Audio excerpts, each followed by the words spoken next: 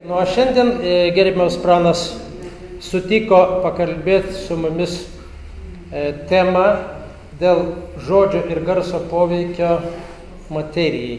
Mane kas domina, nes aš dirbdamas Novosibirske, ten 3 metų, man teko kaip tik tai nagrinėti šitos įvairius klausimus, nes mano disertacija panaši buvo į šitą pusę ir todėl mano tema, kurią aš buvau užsibrėžęs, kaip sako, atlikti ir paruošti, tai būtent helio kosminių faktorių įtakai žmogaus organizmo. Tai įvairūs faktoriai, fizikiniai faktoriai.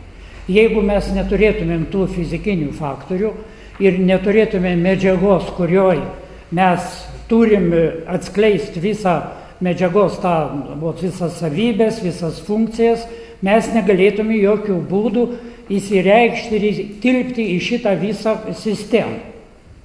Visų pirma, mes esame, kaip sako, kosminiai kūnai siunčia įvairias bangas, net jeigu patenka tos bangos į atmosferą, net susidaro tam tikrų būdų irgi garsas.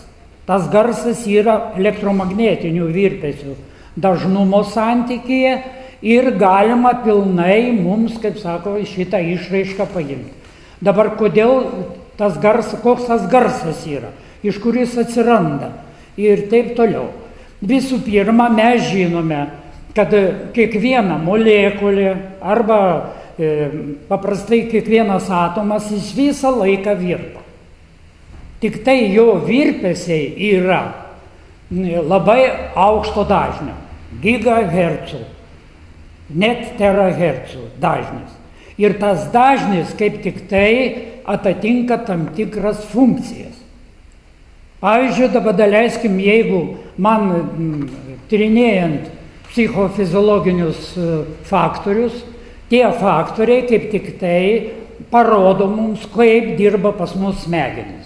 Ir tų smegenų funkcija, pavyzdžiui, dabar mes norėdami patikrinti, ar žmogus mąsto, kaip jis mąsto, kokią turi informaciją, kokios informacijos kiekis, kokioje srityje, mes lengvai galime šitą, kaip sako, nuimti šitą informaciją. Aš tai nuimu labai paprastai. Aš atidirbęs esu, kaip sako, receptorius, kurie nuima infraraudonųjų spindulių srautą ir garso srautą. Jie visada vienas su kitu koreliuojasi. Dabar norint aparatūrą, aš čia tokia, mano labai paprastas, aš jį šitą dar pataisiau, čia yra, kaip sako, pritaisėlis, labai paprastas, nieko čia sudėtingo. Jeigu jį tikrai apšviečia šviesa, jis pradeda zirsti. Aš įvedžiau šitą detektorių, kuris yra ne garso, bet infraraudonųjų spindulių. Tai galima tada, kaip sako, nustatyti, jeigu, sakysim, infraraudonieji spinduliai, daleiskim, norima nustatyti, ar jie, jų intensyvumą, jų plotį ir taip toliau, ypatingai galvos. Tai einant per galvą, tam tikras zonas, yra nustatoma, tai jis pradeda zirsti ir galima nustatyti kokiam net aukštį. Sakysim, šitas visas infraraudonieji spinduliai.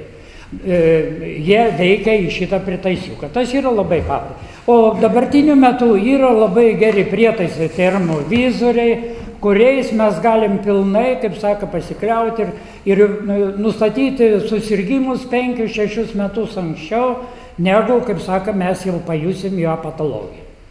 Nes matote, kaip aš pastoviai dirbau onkologijoje, mane domino kaip tik tai šitas sritis, sakysim, kodėl žmogus serga. Aš noriu pacituoti gerbiamo akademiko Bredikio žodžius, kad mes lig šiol neturim nei profilaktikos, nei gydymo, nežinom kaip gydyti, nežinom kokiu būdu prieiti prie to žmogaus, net diagnozę nustatyti pilnumoj. Mato, tada susidaro tokios aplinkybės, kad visi nori tyrinėti, bet neturi prietaisų.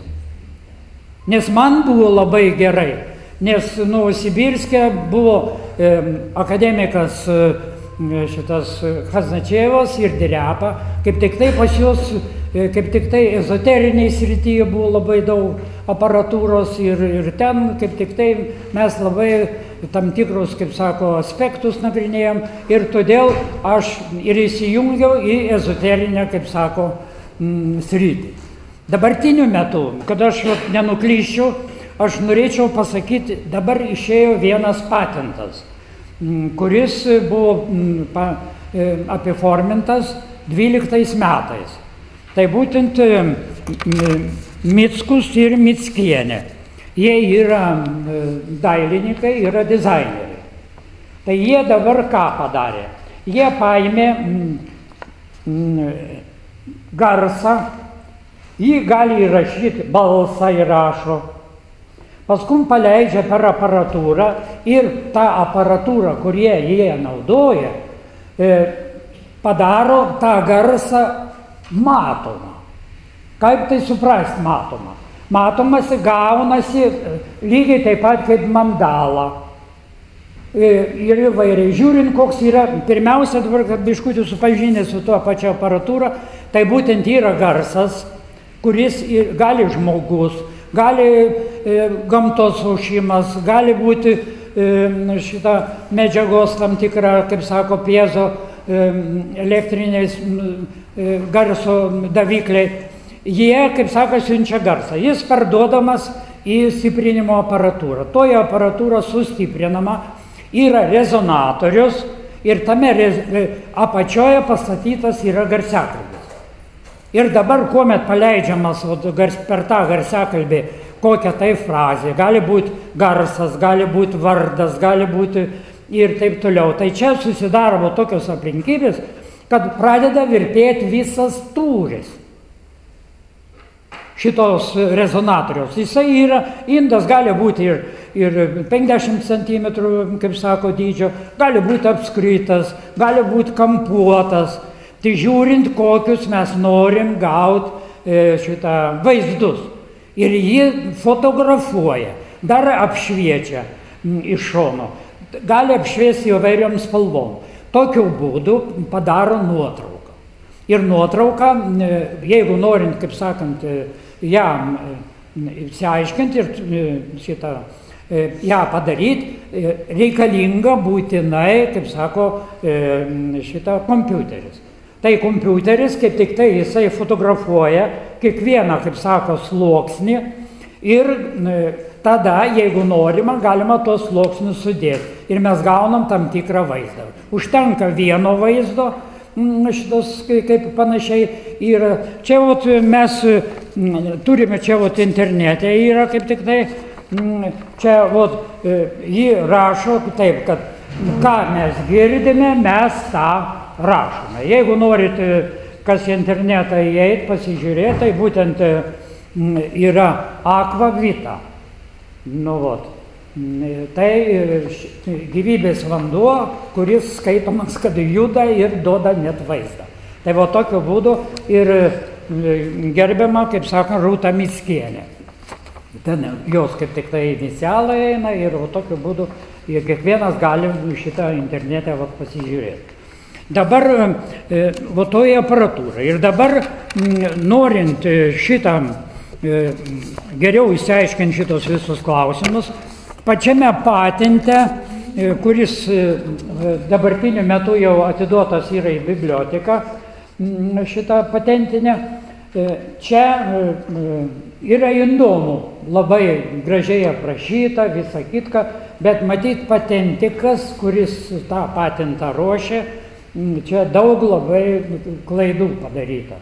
Nes praktiškai čia galima viską daryti, neskaitant jos autorinių teisių.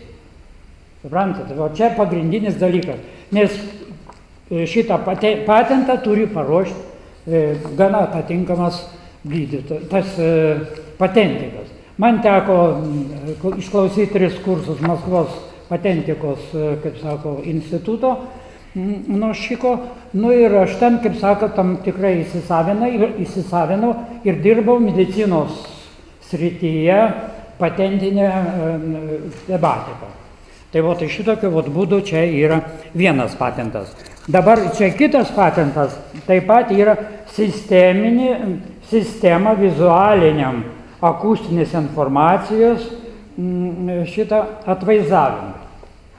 Nes sistema pagal iš viso patentikoje negali būti.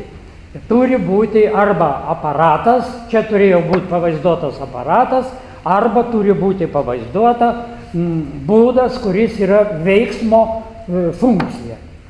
Ir tada, kaip sako, jis pilnai atitinka. Jeigu kas nors ir pradės gaminti šitą aparatą ar ką nors nebūt, jis pilnai išleido jinai gana didelius pinigus ir nieko iš to gero nėra. Dabar aš taip pat paėmiau prototipus šito patento vizualizavimo. Tai čia yra Anglijos patentai, jie čia kaip tik tai yra echoskopijos patentas, kuriame, kaip sako, nurodo, galime mes šitą leidžiam bangas akustinės, tai būtent ultra šitą garsą, ultra garsą ir tokiu būdu mes galim nuskenuoti ir pasižiūrėti vaizdą gauti. Ta vaizdą, kaip tik tai jie čia ir naudoja. Dabar dar vienas dalykas. Čia viskas labai gražiai išdėstyta ir labai trumpai. Čia net yra 12, kaip sako, apibrėžties punktų, kurie iš viso labai netiksliai apibrėžia patį patentą. Tai aš norėjau tiek trumpai apie šitą patentą. Kokie yra šaltiniai skleidimo šitą garso? Garso šaltiniai yra pats žmogus. Jisai skleidžia garsą nuo balso stygų ir iki gigaherco dažnio. Mes tik tai girdim iki šitą 50 iki 100 hercų dažnį. Tai yra 1000 hercų. Tai šitokiu būdu mes galim pilnai, kaip sakant, šitą sužinoti, tam yra aparatūra ir dabartiniu metu galim nustatyti net diagnozę. Diagnozė bus toje vietoje, kur yra aukštesnė temperatūra, garsas yra didesnis. Aš labai gerai įsitikinau ant savo, kaip sakant, katino. Kuomet aš jau apačioj esu, aš gyvenu 4. aukšte, apačioj aš jau ateinu, jisai girdi mano šitą garsą, kurį aš skleidžiu mano kūnas ir jisai jau iš savo guolio ateina prie durų ir laukia. Nes šitą aš kaip tiksliai, kaip sako, dabar yra paukščiai, lygiai taip pat ir paukščiai šitą garsą, tą garsą, kaip sakant, skleidžia. Jie irgi švilpaudami, gėdodami, krankdami ir taip toliau jie garsą. Bet juos galima labai paprastai nustatyti, sakysim, patį garsą, kokiame diapazone jie, kaip sako, skleidžia. Tas ir aparatūra yra nustatyta ir visa kitka. Tik tai aš pasakysiu taip, kad mažai kas šito dalyko domisi. Dabar dar vienas dalykas. Dabar kaip dabar šitas garsas, žmogaus garsas, sakysim, balsas, veikia į materiją. Mesgi senai žinom, kad, sakysim, sako, jis prakeikia mane ir taip toliau. Kaip tai supras dabar, kaip tai galėjau prakeikti? Dabar jisai skleidžia, garsas skleidžia tam tikras bangas. Tų bangų, kaip sako, amplitudės yra skirtingos. Ir dabar kiekvienas žmogus turi irgi taip pat garsą. Tas garsas yra įvairus. Ir dabar kuomet du garso šaltiniai susilieja, jie susiplaka, gaunasi kita banga. Mes galim patikrinti, jeigu norim, sakysim, kaip tas žmogus, daleiskim, veikia į kitą asmenį, daleiskim, šeimoje. Gali būti ir taip, pavyzdžiui, kad, sakysim, pas vieną yra vienas garsas, pas kitą ir jų nėra derinio, yra kaip sako, disonansas ir tokiu būdu jie nesutinka dėl fizinio faktorių. O šitą dalyką labai paprasta nustatyti. Paėmė aparatūrą, paėmė, kaip sako, vieno asmens, sakysim, vyro, paėmama žmonos ir pasižiūrima, kokie jie, kaip sakant, skleidžia garsą. Ir tada jos pasižiūrima, kokiam diapazone. Ir paskum jos, kaip sako, sudedame. Kai mes sudedame, gaunasi tam tikras arba disonansas, arba harmonija, arba, sakysim, iš viso šitie klausimai yra sprendžiami ir galima pasakyti, kad jie nesugyvens vienas su kitu. Dar tame klausime ir taip galima nustatyti smegenų veiklos, kaip sako, funkciją. Dabar smegenys irgi veikia. Yra pailgusios smegenys turi savo, kaip sako, išeinamąją motoriką. Vidurio smegenys, jos irgi funkciją savo turi, kur randasi visi nervai, tų nervų įsidėsimas visame organizme. Ten yra, kaip sako, simpatinis, vegetaciniai įvairūs centrai ir taip toliau. Ir tos funkcijos dabar pačiose didžiosios pusrutuose irgi yra, ir jie skleidžia tam tikrą garsą. tą garsą mes galim pilnai nuimti. Ir galim pasakyti, pavyzdžiui, jisai sirgs šizofrenija, jisai sirgs manikalinio depresinio sindromu, bus depresija arba bus kitokia. Nes matot, mane domina tas, kad kaip gali medikas tiksliai nustatyti, pavyzdžiui, ir bet prognozuoti tą susirgymą. Nebūtinai reikalinga surinkti anamnezę ten ir visą kitą ir taip toliau, bet iš karto, pavyzdžiui, daleiskim, aš pasižiūriu į asmenį, pasižiūriu jo veido struktūrą. Pavyzdžiui, daleiskim, normaliai, jeigu veido struktūra turi būti taip, šitas nuotolis turi atitikti iki akies. Jeigu jis atitinka, jau yra struktūros, kaip sako, klasikinė funkcija.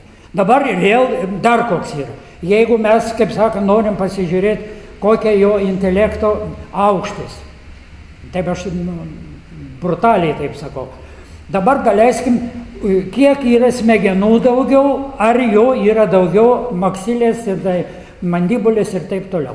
Dabar norint normaliai, kad būtų šitą tą funkciją nustatyti, ausis landa turi būti ateiti lygiai iki apatinės krašto akiduobės. Jeigu ausis yra aukščiau akiduobių, jau tada mes turim tą, kad smegenys yra jų tūrio mažesnis. Tas nesvarbu, kartais, pavyzdžiui, ir mažas turi smegenų dirba geriau už tas, kuri daugiau turi tų tūrių. Ir dabar antrą paėmus, mes galim pasižiūrėti veidą, sakysim, Dauno sindromas, jeigu yra sergantis žmogus. Tai tarp vienos akies ir kitos akies turi būti akis. Jeigu jis yra plačiau, jau yra Dauno sindromas. Jeigu yra, kaip sako, jis arčiau, Alzheimerio sindromas. Jau bus, kaip sakant, galima nustatyti. Pavyzdžiui, dabar dar yra vienas dalykas. Jeigu pasižiūri į žmogų, matomas raukšlis, šitas pagrindinės. Iš tų raukšlių matom, pavyzdžiui, daleiskim, aš pasižiūrėjau Kauno meras. Matyt, jam ten biškį pabadė, kaip sako, norėjo biškį gražiau pasidaryti savo. Tai pradėjo dabar, kaip sako, vieną pusę parezas. Šitą trigeminus nervo parezas. Ir tokiu būdu išneka tik tai vieną pusę šito savo, kaip sako, veido išraišką. Dabar dar koks dalykas. Dabar, kodėl mes dažnai galim ne tik diagnozuoti, bet kaip veikia į materiją blogas žodis ir harmoningas žodis. Dabar mesgi žino, Suzuki Emoto, jisai kaip tik tai nagrinėjo užšaldant vandenį. Užšaldant vandenį susidaro kristalai, tai būtent snaigės. Ir tos snaigės labai gražios yra, kai jeigu mes kokį gražų žodį pasakom, gražiai, kaip sako, išdėstom mintis ir taip toliau. Bet dabar jeigu pas mus tos mintis yra su keiksmažodžiais, tai tada jeigu kaip nori taip daryk, visiems iš tos snaigės nieko nebus. Absoliučiai nebus jokios snaigės. Suprantat? Dabar mes ką matom? Matom, kad čia šitą patento atžvilgių kiekvienas, kaip sako, garsas duoda tam tikrą struktūrą. Dabar kodėl struktūra mane domina? Mane domina struktūra, todėl, kad vėžys, pavyzdžiui, susirgymas, man dirbant onkologijoje, aš šitą kaip tik tai stengiausi nagrinėti, daugiausia struktūra pasidaro tokia, nebediferencijuoja. Organizmas nebegali diferencijuoti pačio audinio. Jisai vietoj, kaip sako, sakysim, audinio, koks turėtų būti, jis pasidaro jau visai kitoks ir pradeda jisai nebeklausyti organizmo. O kodėl jis nebeklauso organizmo? Nes tokiu būdu šita medžiaga, kuri turi klausyti, šitoj nebesusiderina su organizmo funkcija. Tai ta funkcija yra garsas. Ir tas garsas yra gigahercų dažnio. Jeigu nebegali susiderinti, jau gaunasi, kaip sako, disfunkcija ir pasidaro tada tas audinys, ką jis nori tą daro. Diferencijuojasi ir šiaip ir taip ir viską. Ir tada, kaip sako, metastazuoja, metastazą išvažiuoja. Ir kaip žmogus jau atsisveikina su šio pasauliu. Dabar, ką mes darom iš viso šitie onkologai? Jie švitina, kad vienu žodžiu, kuomet švitina šitą audinį, jis pakeičia dažnį. Nes tas dažnis, kuris yra šitą duodamas į organizmą, į tą židinį, jisai susijungia su to ir pakinta dažnis. Ot ir tai mes tokiu būdu galim pilnumoje šitą, kaip sakant, diferencijuoti ir tokiu būdu kai kurios formos, kurios yra nelabai piktybinės, mums labai gerai padeda. Ypatingai taip pat mes galim įvesti ir vairius chemikalus. Įvedam chemikalą, sakysim, ten prieš vėžinį susirgymą, jisai jungiasi su tom medžiagom, kurios yra tame audinyje, kuris yra vėžinis, jis paskleidžia kitą jau dažnį, susijungia su, vienu žodžiu, susiplaka, gali skleisti 2 bangos, 3, 4 ir tokiu būdu susidaro jau lygiai tokia pat, kaip šitoj yra struktūra. Jau struktūra panašiai yra taip, kad čia audiniai kaip nori, kad funkcionuotų pats audinys. Ir ta struktūra funkcionuotų ir tada tokiu būdu mes gydom žmogų. Ir gydydami mes suteikiam jam galimybę, kaip sako, save įsigydyti. Dabar kodėl kai kurie sako taip, sako, pas burtininką nuėjo, ten pakalbėjo, ten rožė, ten ir visą kitką. Taigi žmogus ne dėl to, kad jisai vien kalba, bet vien dėl to, kad jis turi tą lauką. Kaip sako, akustinį lauką turi. Ir dabar tas akustinį laukas, kaip tik tai šitam žmogui pakinta, susijungdamas jo laukas su tuo lauku. Ir tada net dar buvo, mes Novosibirske stebėjom ir tai, kad net panaikina šitas bakterijas. Iki kokio lygio, reikia pagalvoti. Taigi čia, kaip sako, reikalinga, tik tai mums reikalinga, kaip sako, turėti aparatūrą. Ir kad galima būtų įrodyti. Jeigu mes neįrodom, tai sako, tas pasaka šneka ir taip toliau. O čia yra ne pasakos, yra, kaip sako, garsas eina su garsu. Ir tą garsą mes kaip tik tai galim pilnai vizualizuoti. Tas vizualizavimas yra, sakysim, žmogus kiekvienas pagal jo balsą. Pavyzdžiui, man teko girdėti šitą balsą mano kolegų, aš išgirdau, jau jaučiu, kad tikrai pas jį yra kažkoks susirgymas, kažką tai serga. Ar, kaip sako, ne taip, kaip jis anksčiau kalbėdavo. Lygiai taip pat aš pasižiūrėjau šitą gerbiamą diktorių, kuris visą laiką mus labai gražiai kalbėdavo, sakydavo, dabar išėjo. Jaučiu, kad pas jį tikrai yra net vėžinis susirgymas. Tai matot, kiek galima, kaip sako, diagnostiką padaryti iš pačio garso. Tai šitokio būdų. Šitas diktorius, pavardė, taip. Prašau? Jo, taip, šitą. Ir dabar dar koks reikalas yra.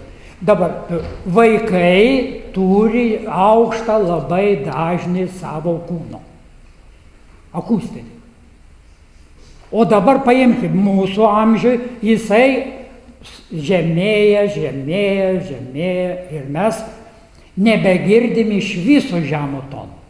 Mes galim padaryti šitą audiogramą ir toji audiograma mums pilnai gali pasakyti, kiek mes girdim. Dabar, pavyzdžiui, jau nuo 60 metų pradeda ūžti ausis. Ausyse ūžia, jau švilpia ten kažkas tai visą kitką. Dabar kodėl mes girdim šitą ūžimą? Dabar klausimas būtų, kodėl mes girdim? Agi todėl mes girdim savo akustinį garsą, pačio organizmo garsą tą. Ir tas garsas be abejo, kiekvienas galbūt yra girdėjęs, kai jis ūžia toks lyg tai žiogo balsas, lyg tai panašiai kitoks. Ir tada, o kas tą padaro? Visą laiką, kuomet normaliai kilpeliai yra buferinė sistema. Jinai sulaiko vienus garsus, o kitus tik tai praleidžia. Yra langas. O kuomet jis sukietėja, jau tada praleidžia aukštus dažnius. Ir tie aukšti dažniai mums jau ateina į sraigę. Sraigėje kurti organas jau mums duoda garsus ir jis ateina į smegenis mes jau tada, kaip sakant, girdim garsą. Dar matot, koks reikalas yra. Ne kiekvienas organas kartais, ir jisai dirba labai gerai, bet jo priėmimas blogas. Pavyzdžiui, visi organai, sakysim, ausies yra labai geri, jie sukomponuoti ir kas kūrė pačią organizmą. Ir dabar, o jis, kaip sako, nepraeina per tą tarpuką, per tus 3 kauliukus. Ypatingai per šitą ovalią angą. Ir tada, kaip sako, mes negirdim. Dažnai, ką galima padaryti? Kurie negirdi, ir jeigu jie negirdi iš pat mažens, tada mes galim net koreguoti. Visų pirma, mes turim atkoreguoti smegenų veiklą tam tikrų būdų ir duoti impulsą, kaip sakant, šitam, kaip sako, kurti organui, mes duodama, kaip sakant, smūginė banga, atsidaro, kaip sako, tas kurti organas ir jis pradeda siųsti, kaip sako, matot, jeigu jau yra pagimtas šitas kurti organas, jau implantuoti jokį, kaip sako, šitą aparatą mes negalim. Todėl negalim, kad nes jo nervai nebedirba. Ir tada ar implantuojam, neimplantuojam, nieko negalim padaryti. Dar antrą paėmus, norint šitą padaryti, dar yra aparatai, kurie sustiprina garsą ir, kaip sako, duoda į ausį. Čia jau yra tam tikri sklerotiniai pakitimai, jeigu yra, arba yra defektas, patologija nerviniuose takuose.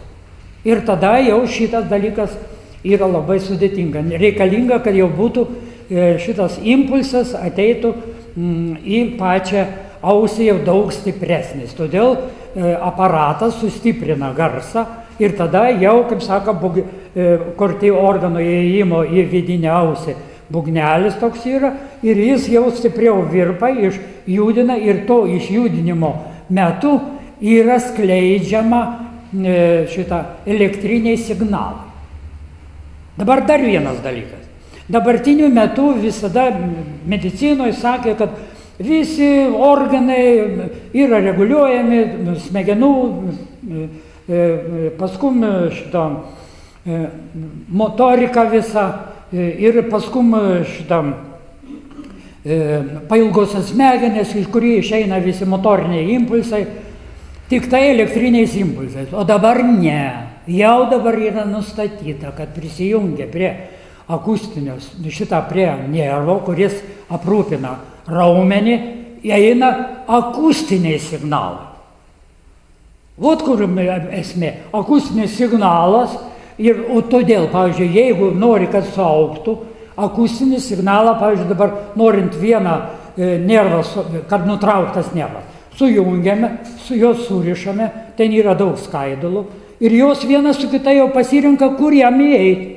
Šitoji pasirenka čia, kita čia, regeneruoja audiniai. Ir akustika, pati akustika žmogaus organizmo, jeigu nori, kad sveikas būtų žmogus, reikalinga, kad būtų tam tikra akustika, kuri atitinka, pavyzdžiui, vienam akustika sukuria tokią nosį, kitam tokias ausis, trečiam tokį liežuvį.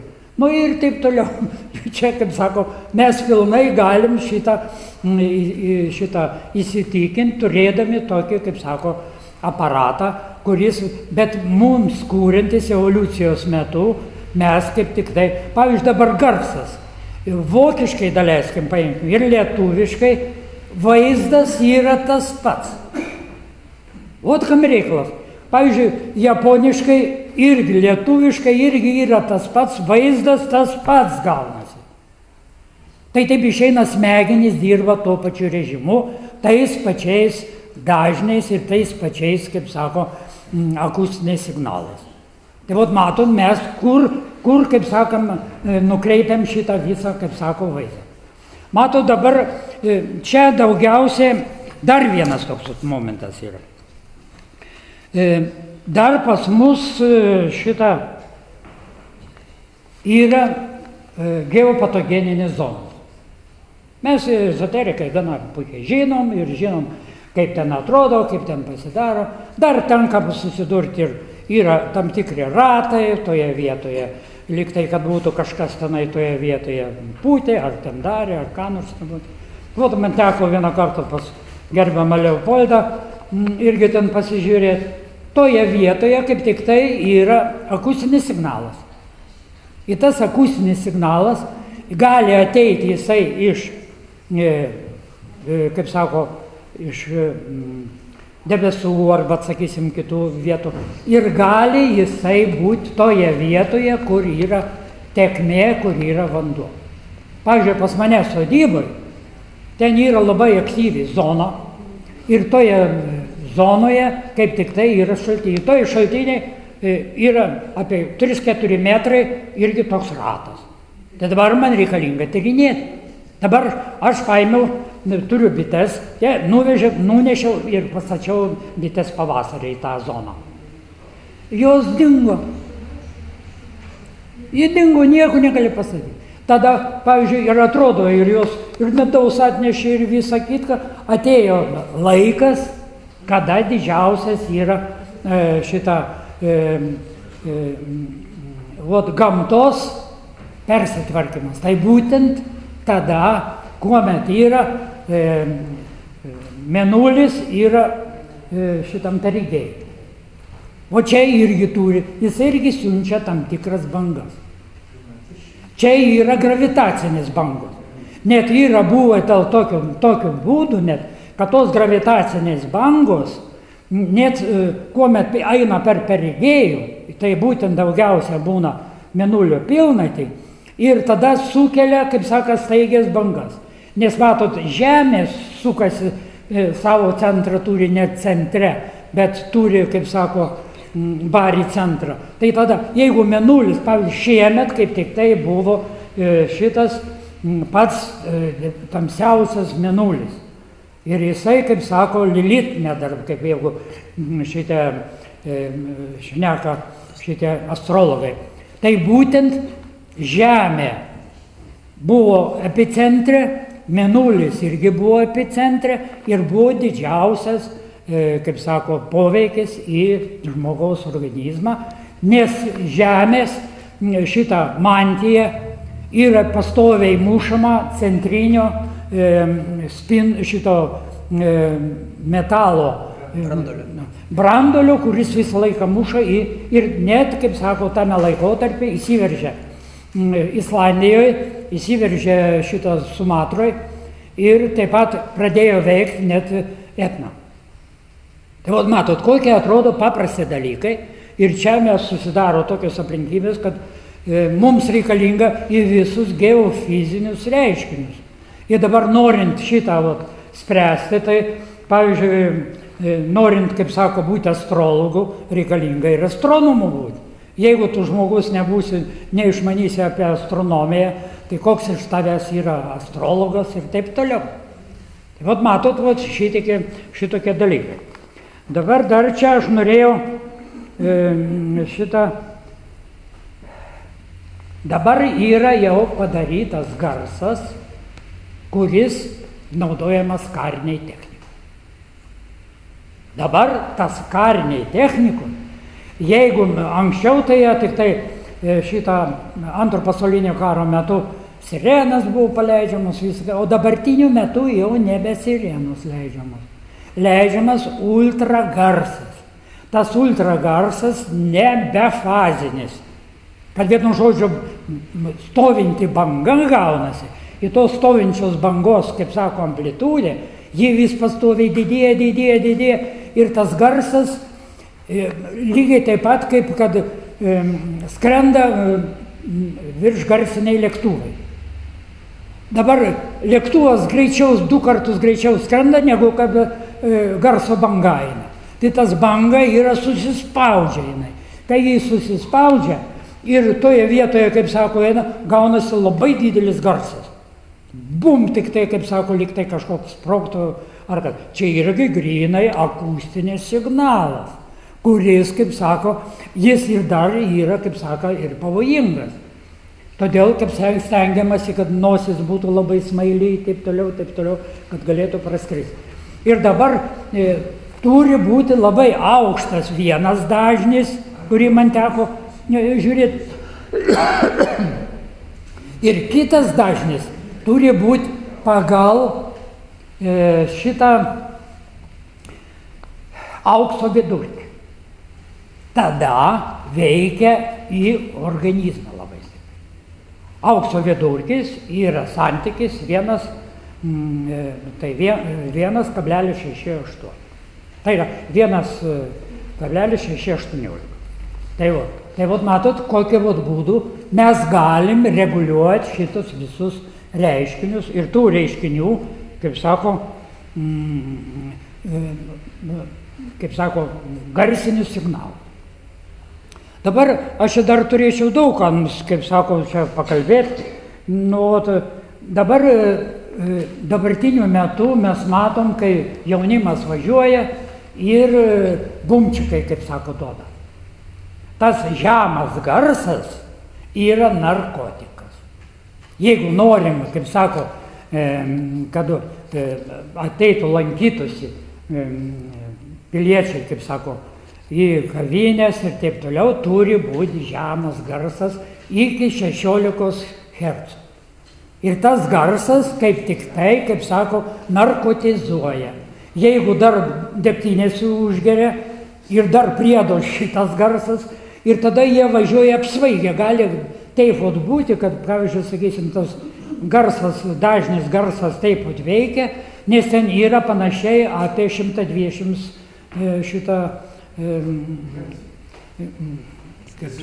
decibelų. 102. Normalus garsas yra iki taip 70, o tai 80, o jau virš jau yra, kaip sako, decibelą. Nes, matot, garsas yra nelinijinis, jį mums reikia versti į linijinį. Tai ta garsas gaunasi logaritmas nuo šitą prasidedant eina iki, kaip sako, kelių tūkstančių. Tai šitas garsas mes galim kaip tik tai nustatyti ir, pavyzdžiui, gamą, pavyzdžiui, šitą, kuri muzikantai yra. Irgi ten, pavyzdžiui, 1 do su antru do yra 4 kartus aukštesnis pagal dažnį. O čia nėra dažnis, čia yra, kaip sako, virpesių sumacija. Tai matot, čia aš kaip tik tai, mano brolis su brolinė yra muzikai, aš kaip tik tai jiems atidirbau formulę, pagal kurią, sakysim, kiekvienas garsas turi savo dažnį. Pavyzdžiui, daleiskim, paimkim skirtumas tarp do ir la, yra panašiai šitą 2 šeštame laipsnė. Nes tada mes žiūrim logaritmą to dažnio. Nu čia aš jau praplepėjau panašiai jau apie 50 minučių. Ja, bet visi klauso išsižioja. Nu nežinau, ar jie tiko, netiko. Nu, ja. Tai, Pranai, jeigu dar turi ką nors, tai galėsi ir kalbėti, bet man atrodo yra nemažai klausimų. Ne, tai jeigu klausimų, tai kiekvienas. Padažnėjęs padidėjęs elektromagnetinių bangų dažnumas. Žmonės sergantis širdies kraujagyslių ligom labai yra jautrūs šitam. Ir žodžiu, labai būna didelis mirtingumas. Tai kaip šitas dalykas įsikomponuoja jūsų temą. Kraujagyslis, jos turi tam tikrą genetinį kodą. Sakysim, jos yra, gali būti plonos, gali būti storesnės, gali būti, kaip sako, su aneurizma, visa kitka. Daugiausia taip pa žmonės smegenyse būna su aneurizma mažytė.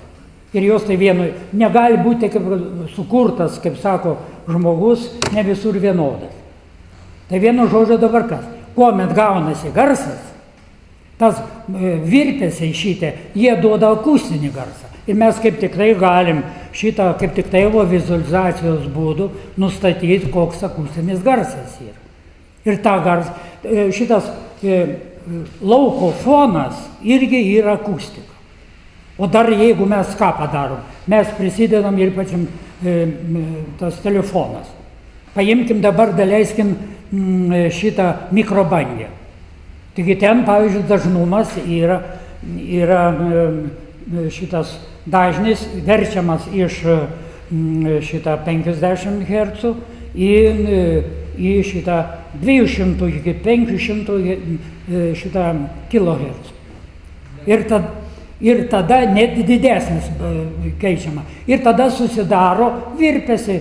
Ir kai tas virpesiai yra elektromagnetinis, ir pradeda virpėti vanduo. Jeigu yra vanduo toj medžiagoje, susidaro šiluma ir pradeda toj vietoj gali net sprogti. Suprantat, gali net sprogti. Net šitai atrodo paprastas dalykas ir dabar antrą paėmus. Šitą žmonės pradėjo dabar statyti šitas mobiliakų tos stotis. Čia panašiai, kas kad porą kilometrų, kartais ir 10 kilometrų, kokie stiprumai jos yra. Ir tose vietose, kur pasidaro tos stotis, žmonės pradėjo kraujo ligoms sirgti. Ir kodėl? Labai paprastai. Labai jautrumas didžiausias yra kraujo gamybos organai. Kraujo gamybos organai veikia nuo paprasto, kaip sakant, garso iki, kaip sako, kilohercų, gigahercų ir taip toliau. O tas garsas, taigi, jeigu kariniams tikslams naudoja, tai ką šnekėti? Pavyzdžiui, gali būti ir taip, kad, sakysim, vienas žmogus veikia kitą žmogų, šito, kaip sakant, arba jisai net priima tos. Pavyzdžiui, aš pats, teko man, kaip sako, vieną moteriškaitę žiūrėti šitą, ji labai pradėjo visas kūnas niežėti ir taip toliau, ir taip toliau, ir taip toliau. Aš pasižiūriu, ten pas ją yra su smegenų tam tikrais nepakankamumais.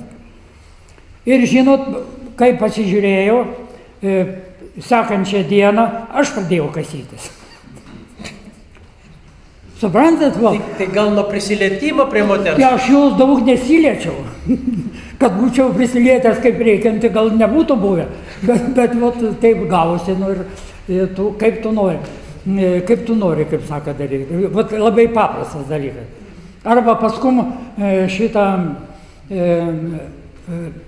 vienas toks moteriškis norėjo pasižiūrėti jo akimis glaukomą.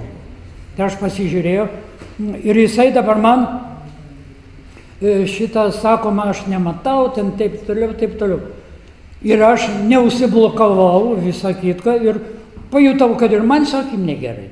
Tai taip išeina, jeigu tu nemoki užsiblokuoti, nekišk namų. Ot kaip yra. Tai va čia tokie dalykai. Taip, ačiū, prašom, kokie dar klausimai. Prašom, kolega.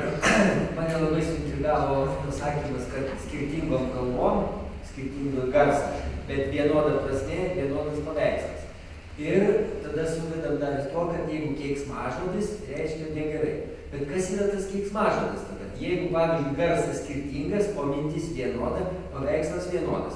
O tarkim, skaitosi keiksmažodį rūpūs miltai. Kai pradėjau duoną kepti, ties rūpūs miltai gaunasi labai visai ne keiksmažodis. Tuo rūpesni, tuo geresni. Aš labai paaiškinsiu visą.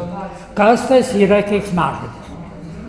Yra koduotas išraiškos tam tikras impulsų, kaip sako, srautas. Nebereikalo, sakysim, mana yra rūpūs miltai, ar ten, sakysim, rapūžė, ar tenai, sakysim, ar varna, ar tenai, ar kas nors nebūtų. Šitas daugiausia keiksmažodžiai yra iš 3 žodžių. Tai yra iš 3 raidžių. Iš 3 raidžių. Kinietiškai. Kinietiškai irgi tas pats. Irgi man teko, kaip sakant, girdėti, bet matos, kam reikalas, geriausiai skamba rusiškai. Ir rusiškus keiksmažodžius naudoja šitie ponai, kaip sako, pasaulio piliečiai. Japonai, kaip tik tai, jie ignoruoja rusų, kaip sako, tos keiksmažodžius. Pas juos yra kitokie. Ir jų yra surištas su ugnikalniu. Fujiyama. Tai Fujiyama. O tai tiesiog pasakys, kad tu tame ugnikalniai sudegtum. Nu, suprantat?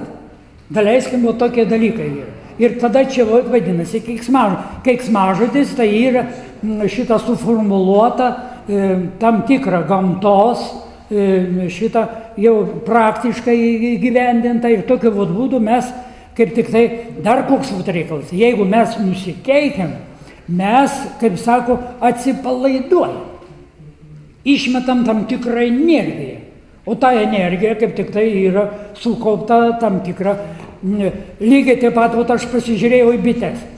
Jeigu tik tai atskrenda, kaip sakant, svetima bitė, jos visus tik tai ir viskas. Arba tenai kišia ar ką nors, jos to jau, kaip sako, žino, kad jau čia tokia energija, kad tik tai tu dunkis čia, kaip sako, kur tik tai tu.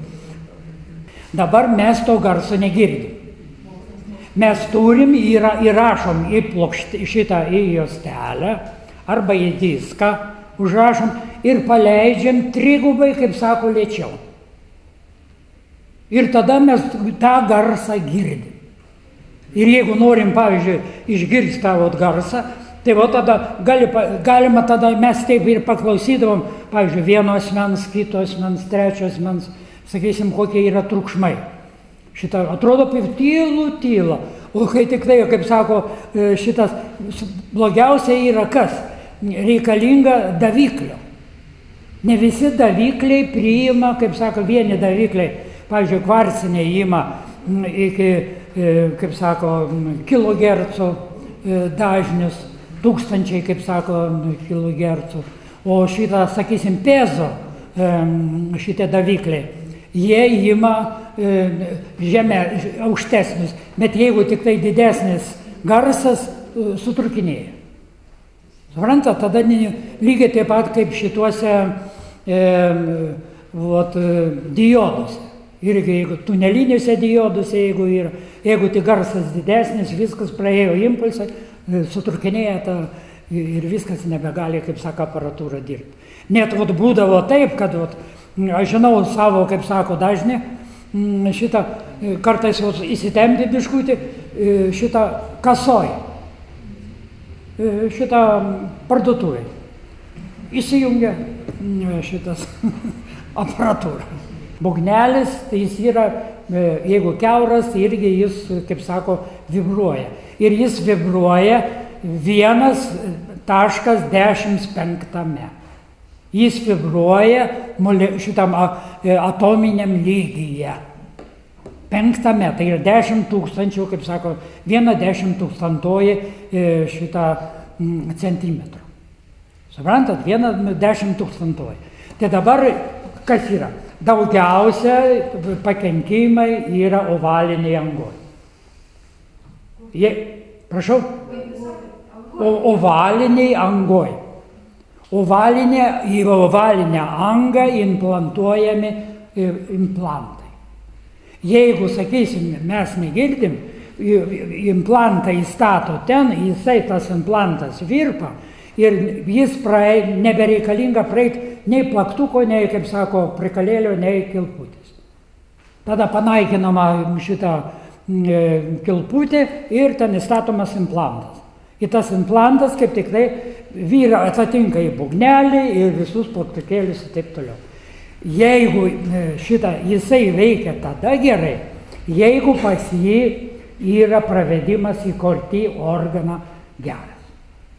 Bet jeigu šitas impulsas nepraeina į kortį organą, nėra rezonanso, jis nesuvirpa, yra ten plaukelė, kaip sako, vieni ilgesnį, lygiai taip pat kaip arfa, kortį organas. Ir tada tokiu būdu tas impulsas, jeigu jisai praeina gerai, tai tada turi jisai praeiti nervą. Nervas kaip tik tai yra klausos centras dešinėje viršutinėje va šitoj dalyje. Čia, kaip sako, temporaliniai priekiniam skliaute. Jeigu dabar šitas centras yra pažeistas, tegu būna ir ausis gera, viskas gerai, negirdėsim mus pačius. Čia viskas yra nuo centro. Ne, matot, nuo smegenų gali būti laidas praeina, pavyzdžiui, elektrinė dega laidas nesujungtas. Tai lygiai tas pats ir čia. Jeigu iki centro ateina, visas tas impulsai, tas dažnis visas, kurį, kaip sako, turi priimti, jis yra verčiamas į elektrinius, akustinius, nes čia yra dažnis, kaip sako, tik tai kilohercų, o smegenyse jisai dirba gigahercais. Suprantat, va šitie dalykai, čia fiziologija, grinai fiziologija. Vyrukui iš Žemaitijos, anksčiau vadintose supūvusiuose vakaruose, padarė bioninę ranką ir jis ją mokas valdyti. Kaip jūs ten paaiškintumėt, kaip jis ją ten valdo? Čia labai paprastai. Nebuvo tas rankos. Čia labai paprastai. Kaip tik tai, jeigu šitą ranką jam nedirbo nervai, raumenės nedirbo, buvo atrofuoti raumenės. Tai ką dabar jiem reikia daryti? Jie paėmė tą ranką, šmukšt nupjovė. Dabar liko, kaip sako, kultė. Iš tos kultės išeina nervai. Ir dabar jie nustatė, kad to kultės nervai yra sveiki. Dabar ką jie padarė? Jie paėmė, kaip sako, tą prie galo nervo pridėjo šitos daviklius, akustinius daviklius. Čia vibracijas, čia jau yra nebe kilohercais, bet gigahercais. Ir tada šitas, jeigu ateina elektrinis impulsas, jis virsta į akustinį ir tada jis pasiduoda į kompiuterį, kompiuteris užregistruoja ir kai tik užregistruoja, ten yra motoriukai. Yra motoriukai, kur tą pirštą traukia, kur tą visi, kiek raumenų čia yra, tiek yra motoriukų. Ir tada tokiu būdu tie motoriukai, kaip sako, ir valdo. Čia dabar jis ateina į smegenis duoda impulsą lygiai taip pat, tik tai dabar, kai jis nenaudojo šito, jam buvo blogai, pakol jisai išmoko naudoti. O čia yra pati blogiausia bėda. Ir jeigu nervas nedirba, tau nieko čia nebus. O aš pasakysiu, čia šitą naudojau visą laiką, kaip sako, tyrinėjau, tai būtent ultrazvuk Bergman. Čia anglų rašytojas.